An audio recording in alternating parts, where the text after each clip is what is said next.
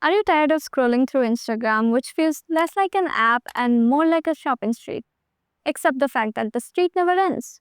Get ready with me reels, getting matcha, getting the boo-boo, and Pinterest approved fashion. After selling necessities, essentials, and even desires, they are now commodifying your sleep. Hi, I'm Alicia, and in this video, I'll talk about consumerism. You might be wondering, why do we even need to talk about this? What is the harm in me waking up early in my PJs, going for a little walk, thinking whatever is trendy? I'm not even doing anything significant. So why is this entire video? I'll try to answer this question throughout the video.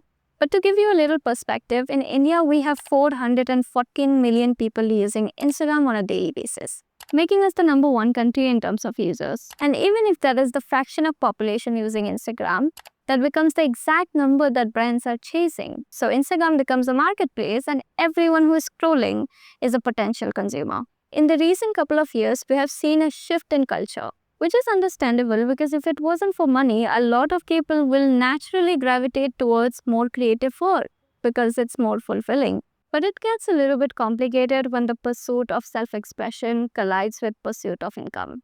As a result, we are seeing waves of advertisement content.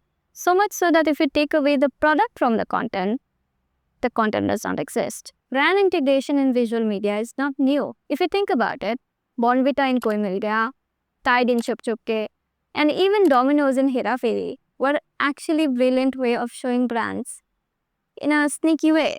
And if you're more interested in this very topic, I would recommend you watching this video. My point here is digital media is way beyond trends or your personal fulfillment.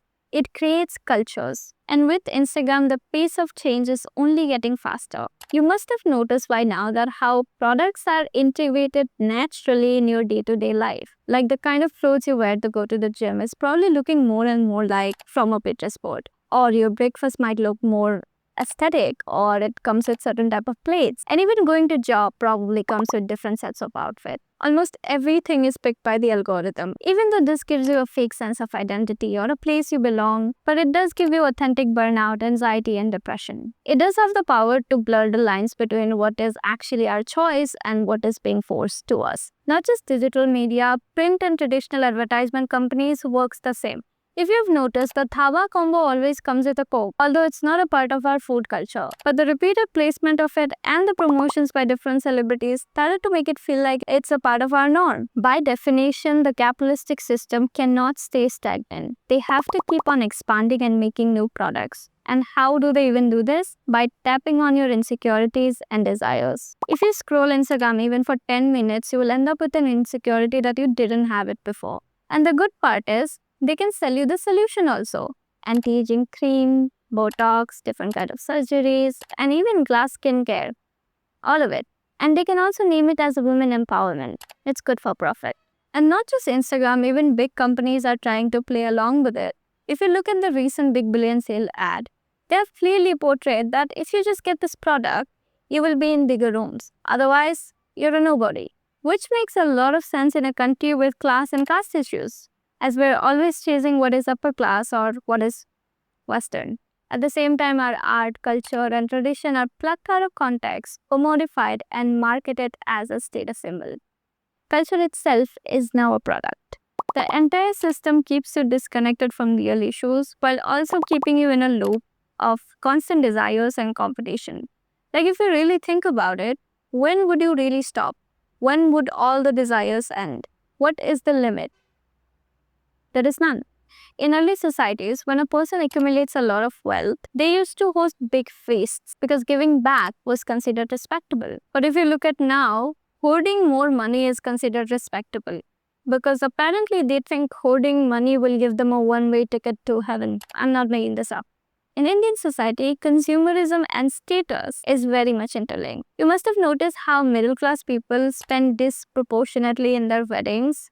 And even after all that, if the food is not good, it's always a taboo. But what happens when big markers of success like housing, cars, or even lavish weddings is not attainable? People switched to many luxuries like bag charms or even lipsticks. What happened earlier in physical spaces like wedding or competition between neighbors is now happening in feed. In the book Capital by Thomas Piketty, he has mentioned how the world is returning towards patrimonial capitalism, in which much of economy's wealth is dominated by inherited wealth, threatening oligarchy. And if you look around nowadays, it's literally happening, where a few people own everything and rest of the people are either doing dead-end jobs for 70 hours a week or just struggling to put food on the table. So in conclusion, what should we do? Like, what's the point? Should we not buy anything? Should we not go for a job? Or should we not promote anything? Of course not. But I'm gonna say it, just do it while being more aware, okay? This awarelessness while consuming something can cause more problem than just consuming something. Because when you change the mood about something, the economy changes. When an entire generation of people ask for flexible working hours, the rules change. And I just wanted to say it's okay to feel FOMO and not change at the pace that people expect you to or profit from. Thank you so much for watching. I'll see you next time. Bye.